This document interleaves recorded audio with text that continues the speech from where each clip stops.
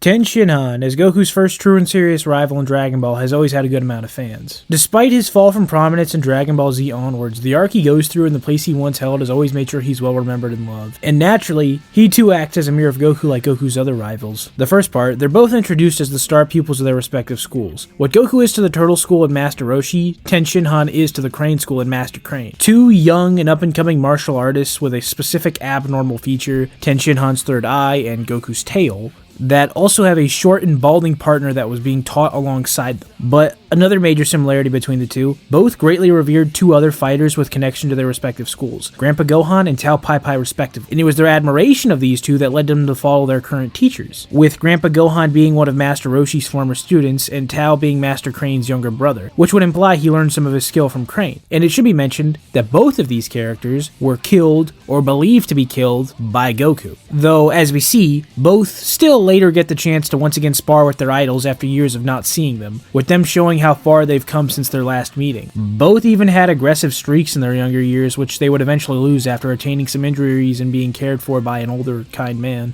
And their bald friends would also later end up being killed by King Piccolo's demons. Goku and Tenshinhan both also served as the last lines of defense against King Piccolo in that arc. They both even unintentionally attracted a strong-willed woman who falls in love with them just for them being naturally who they are. And among all the main characters, unlike Krillin, Yamcha, or even Master Roshi, both Goku and Tenshinhan remain dedicated to their martial arts practice throughout their entire life. While their friends would retire and only typically fight now when they need to, Goku and Tenshinhan never have. Goku has only stopped at times, but it was always temporary when he was doing things like being with his family. But now, we can start talking about the differences, namely the values they were taught. Tenshinhan was brimming with arrogance and desired to be an assassin, in complete contrast to Goku's kind and humble personality and approach to fighting. And while Goku once had an aggressive personality, as I said, unlike Tenshinhan's, this was when he was a baby due to his natural instincts as a Saiyan, and he only lost it due to an accidental injury to his head that was tended to by his adopted grandfather. By the time Goku approached martial arts, he was merely a happy and curious child, whereas Tenshinhan's was more of an acquired mindset that he lost after his fight with Goku and merely speaking with Master Roshi afterwards. Essentially, by the time Goku got into martial arts, he had already lost this aggression, and Tenshinhan didn't learn it until he was already far into his journey. This comes down to the fact that the values of the schools they taught were completely different. And that overall comes from how Master Crane and Master Roshi are mirrors of each other as well. As we later find out, Master Crane and Master Roshi were both students under the same master and fought King Piccolo together.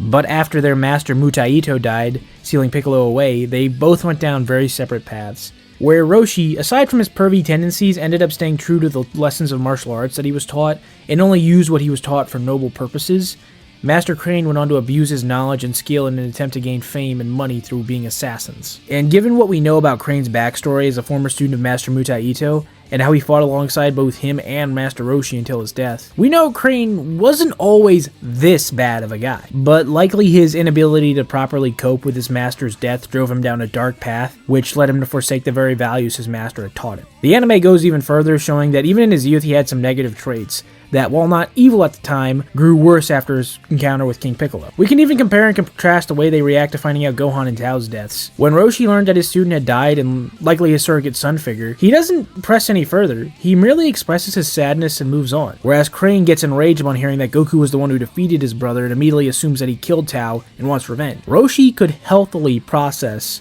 the deaths of those close to him without giving into rage or pursuing revenge, where Crane couldn't, and they would both pass this lesson on to their students. Essentially, Crane represents what Roshi could have been had he used his power and skill for immoral purposes and strayed away from the core beliefs that he was taught. And this naturally reflects onto their students. Roshi's students are kind and honorable, while Crane's students are cold and ruthless. Even Tao Pai Pai can be seen as something of an evil counterpart to Grandpa Gohan. As I mentioned before, they're both idols with connections to Goku and Tenshinhan's current masters. But the difference here is, like with Roshi and Crane, Gohan was a kind and caring man, who despite his worldwide fame as a skilled martial artist, he chose not to pursue money or a grand lifestyle, but rather to live a calm and peaceful life as a hermit. But Tao Pai Pai sought to misuse his skill as a cruel and cold assassin, who cared nothing for all the innocent people he would kill in his missions. Even their reunions with Goku and Tenshinhan are the opposites of each other. Grandpa Gohan was killed by Goku, yet he still happily spars with Goku and has nothing but joy at seeing his adopted grandson and how much he's grown as a fighter and a person. Whereas Tao Pai Pai had actually survived his previous encounter with Goku and was rebuilt as a cyborg. And unlike Gohan, his reunion fight with his former pupil is not one of love and joy, but rather bitter hatred, as now at this point Tenshinhan has been guided away from the Crane School by Goku and Roshi.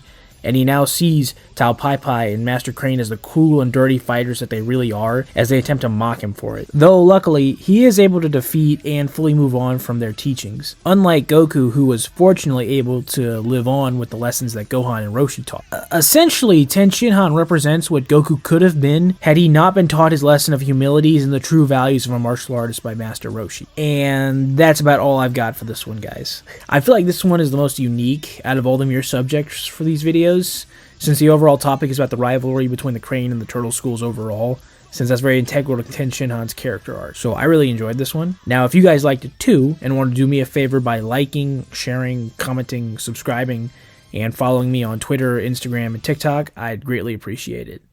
I have a few more of these Dragon Ball Mirror videos left, so you guys can look forward to that. Thank you, and have a nice day.